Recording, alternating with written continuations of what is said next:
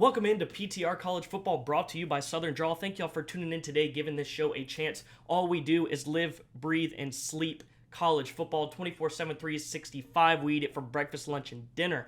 Thank you for tuning in, giving this show a shot. We don't just talk about the same three teams like a bunch of media outlets do all the time. Alabama, Georgia, Clemson, yada, yada, yada, Ohio State. I get it. Sometimes we will talk about those schools because it warrants discussion.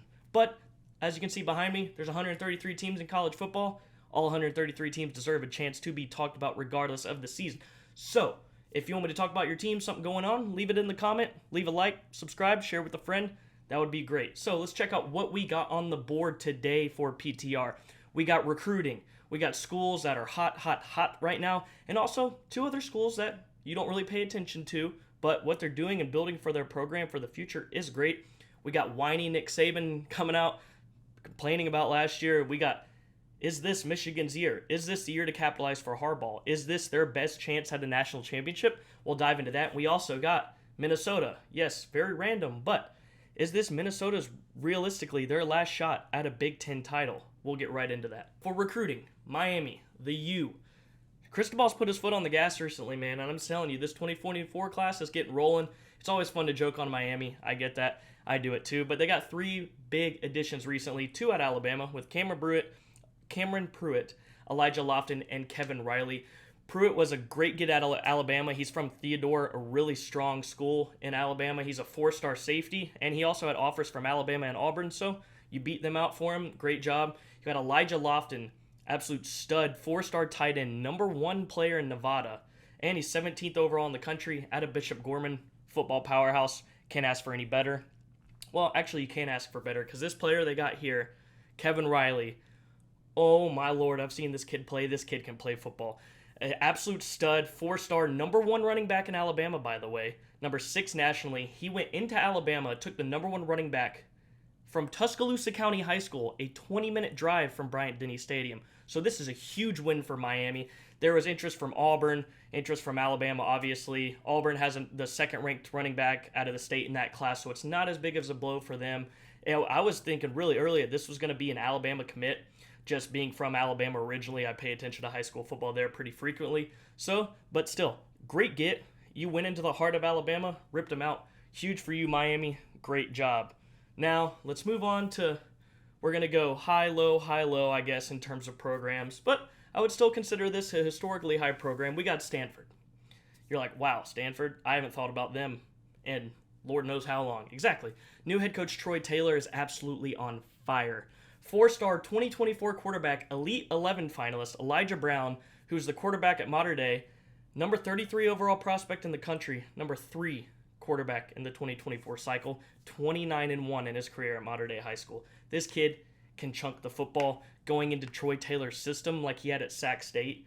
This kid's going to ball. This is an incredible pickup for Stanford, continuing great past of quarterbacks. Stanford, regardless if they're bad or not, in the past, at the end of the Shaw era, they still had decent quarterbacks. It's just Stanford's always had a good quarterback. This is a whole nother level of QB, and this needs to be paid attention to. I mean, this kid went to Stanford. He went to UCLA, liked it, but he even USC, but he goes to Stanford. This is great for a brand new coach there, trying to revive this program in a very hard era of college football for a school like Stanford to adapt to. Huge. I love this. This is great. Next, they also got 3-star 2024 running back Chris Davis Jr., number 15th player in Mississippi. He decommitted from Ole Miss to commit to Stanford. Great running back pickup. He's a 3-star in 247 and on 3, but ESPN has him at a 4-star. I would say fringe 4-star, but ESPN's recruiting isn't really that. Don't really pay attention to ESPN's recruiting is the best way to put it. But another big pickup, they also added a top 200 player, a 4-star edge out of Miami, Florida. I'm going to botch this name. Naki Tuakoi. He's a 4-star edge at... No. Naki is the 4-star edge they got out of Oakland, the number 25 player in the California. Dylan Stevenson is the 4-star edge out of Miami. Another absolute stud. Two great players. I mean, Stanford right now, you got the number 9 class in the 2024 cycle per 247. I mean, Stanford, yes. They're recruiting at that level right now. I know it's early in the 2024 cycle, but hitting this early like this is great. The Cardinal have had 10 4-stars in the 2021, 2022, and 2023 classes. They already have 3. He basically hit a third this early in this cycle, it's good to see recruiting actually happening at Stanford because it's always a program I'm happy to see succeed. Awesome uniforms, great tradition. It's just fun football whenever Stanford's good. So I'm happy to see it. Number 9 ranked class, by the way, as I say again, in the 2024 cycle currently. Good for you. Good for you. Now let's get into another big-time program, Florida. Yes, Florida, 9. 9 commits in a week. An outside 20 class all the way up into the top 3. Just absolutely insane. You lost a running back to rival Georgia. Then Austin Simmons, the 4-star QB, flips to Ole Miss. Everyone's freaking out in Gainesville. Like, what the hell is going on? Billy Napier this, Billy Napier that. And then the storm came in of recruits, just fireworks popping off. You had 4-star tight end Amir Jackson commit, 4-star D lineman Amaris Williams, 5-star edge, number 1 player in Mississippi Jamonte Waller, 4-star linebacker Aaron Childs, 4-star D lineman Nasir Johnson, 3-star tackle Marcus Mescal, 3-star Makai Barrow, 3-star offensive tackle Mike Williams, who is 6'7", 310 pounds, by the way. And lastly, this guy's German, so I'm going to botch his name as well. Noel Portenjagen, an interior offensive lineman. He was a member of the 2022 German national team or for their football league and received All-State Baden-Württemberger honors in 2021 per Europe's elite. So that's a guy who's not really ranked at an international, but huge get for them. I mean, even the 3 stars they got. I mean, you're nailing in the line, the D-line, and the O-line. With this, something you really need to beef up, especially competing in the SEC. So this week, and I'm a known Florida hater. I don't hate Florida, but I like to mess with them just because the whole Billy Napier thing, it's just fun to talk about. But right now, you got the number 3 class in the 2024 cycle per 247, and they are absolutely killing it. I know it's early, but with this hit that they just had, I don't expect them to finish top 5, but I realistically think Florida will have a top 10 recruiting class, maybe even, I'm thinking like 6 to 8 range. So Billy Napier is on fire right now. Now heading over to another state in the SEC, Mississippi State. Yes, I'm sure you haven't really talked about it or heard anyone talk about Mississippi State recruiting like this. Maybe a few graphics you've seen here and there, but nationally, no one's really talking about this. They just landed 3 of the state of Mississippi's top 15 players. 2 4-star wide receivers in J.J. Harrell and Stonka Burnside, as well as a 4-star cornerback P.J. Woodland. There's one I want to spotlight, Stonka Burnside. He said with a quote, "I've been telling myself, why not stay home? Home would probably be the best decision for me. I love this mentality, especially in this new era of college football that we're in. An insanely talented kid staying home to play for his actual city's college team. It's something we're not really seeing, or we're seeing something kind of fade away, that mentality in college football now, obviously. I mean, I'm not blaming the kids for it. It's a whole new era. Do what you want to do, but it's still good to see that mentality, wanting to see that pride and wearing that banner M on your helmet from a kid like him. And they now have 5 4-star recruits in the 2024 class, according to 247's composite, and they've already surpassed their mark of 4 4-stars in the previous class. So this is huge. And on top of that, you got one of those 4-stars being Josh Flowers from Baker, Alabama, who from 247, their all-time commits is their 7th highest QB commit ever. And they also have their 8th highest QB commit ever on the roster as a freshman right now, Chris Parson from the class of 2023. Not to mention, you just had Mike Wright come over from Vandy, who's more of a runner, but he's still got another year of eligibility left. So the QB room is lining up pretty well for the departure of Will Rogers for Zach Arnett's future. So if I'm a State fan, I'm happy. Look, the receivers you just got, you got another stud quarterback, you got a great QB room heading into this new era of the SEC. Something people aren't really talking about, but offensively, Mississippi State's kind of putting this together in this class, and there's still a lot of time to go. Great additions. Good for you, State. Good job, Bulldogs. Now, here we go. Ole Saban. So, I'm just going to go ahead and start with this quote. I'm sure you've heard it from plenty of outlets already going on. So, Nick Saban, in regards to the college football playoff last year, says, "So all we do is take the teams that win the most games at the end of the year, put them in the playoffs, but do you really get the best teams? When they told me that we would be favored against 3 of the 4 teams that got in the playoff, I'm like, why aren't we in the playoffs?" End quote from Nick Saban. Well, if you want to talk about favoring, why even play the games? Point spreads don't decide the playoff teams. If we're going on that, seriously, why play the games? Let's just crown, hey, Georgia and whoever had the number 2 recruiting class or whatever the past 2 years, forget everyone else. Let's just go have y'all meet at a neutral site. there's the championship. Anyways, the games matter. Games should matter. Tennessee should have been in over you regardless of Hendon Hooker being hurt. I don't care, they finished higher than you. And on top of that, the 2-loss argument that they had were 2 plays away from being 12-0. Well, I hate to break it to you, but you were also 2, maybe even 3 plays away from being 8-4, 7-5. Let's not forget Texas game-winning field goal. Texas A&M almost comes into Bryant-Denny and almost beats you. They get to the goal line, 4th down, that whole fiasco.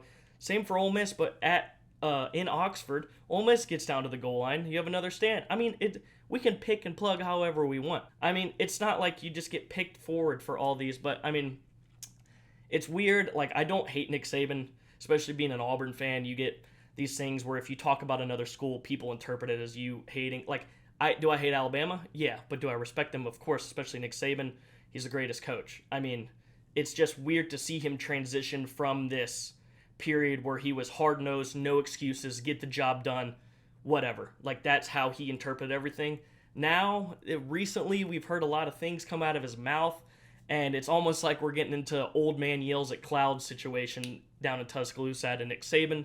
So, I mean, it's just weird to see him change his stance, especially, or just how he views things. But now, this isn't something you bring back up. I'm sure he was asked about it by Clapp, but talking about this now and complaining the same way when you should be focusing on the next year and all that behind you, like, I don't know. It's just weird to talk about, but it's Saban. So let's move on to Michigan.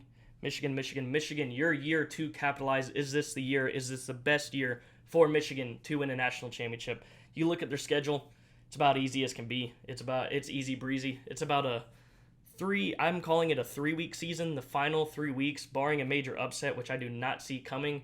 You avoid Iowa out of the West. You still have a trip to Minnesota, but still, I mean, realistically looking at this is about as best a schedule as you could ask for.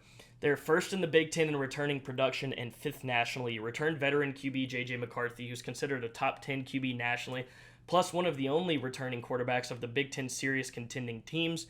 You got possibly the best running back duo in the nation in Blake Corum and Donovan Edwards. You got 4 offensive linemen who were starters on last year's Joe Moore winning offensive line, a veteran secondary started by Will Johnson, leading tackler from 2022 linebacker Junior Colson, and Chris Jenkins, who will star on one of the nation's best defensive lines in the country. So you got this easy schedule, everything leading up. I'd say, like, to win the national championship would be my goal, obviously being Michigan, but you've lost 2 years in a row in the playoff semifinals. At least take that next step and make it to the national championship this year. Just the way their team builds out, the way the schedule is, this is your year, Jim Harbaugh. This is the year, and I would love to see Michigan win. It'd be great to see that power return to being king of college football. So I think this is their best year with everything I listed off. So Michigan, go ahead, get after it. All right, so is this the year for Minnesota to finally make a Big Ten title? At least just make it. You don't have to win it, just make it. So PJ Fleck, 7th season now at Minnesota as the head coach of the Golden Gophers. You're coming off back-to-back 9-win seasons. Something I want to highlight is I'm not saying he's on the hot seat. It's just getting interesting. Like, he's not on the hot seat. But I'm just thinking long-term here. 2019, you had that great year. It seems like they were building. Then you have these back-to-back 9-4 seasons. COVID year, scrap that, whatever. Some teams that were terrible had highs. Teams that were great had lows. It was just a weird year. So don't pay attention to that. So back-to-back, like I said, 9-4 win seasons. Both should have been 10-win seasons. They have consistently found a way to choke away games they should win year after year. You had Purdue last year. Morgan had 3 interceptions. I know Ibrahim didn't play, but you had 47 rushing yards on 26 attempts without him. Yikes, that's absolutely awful. 2021, you lose to Bowling Green at home and a very, very bad Illinois team in 2021 where you only scored 1 touchdown. So you're finding ways to lose games.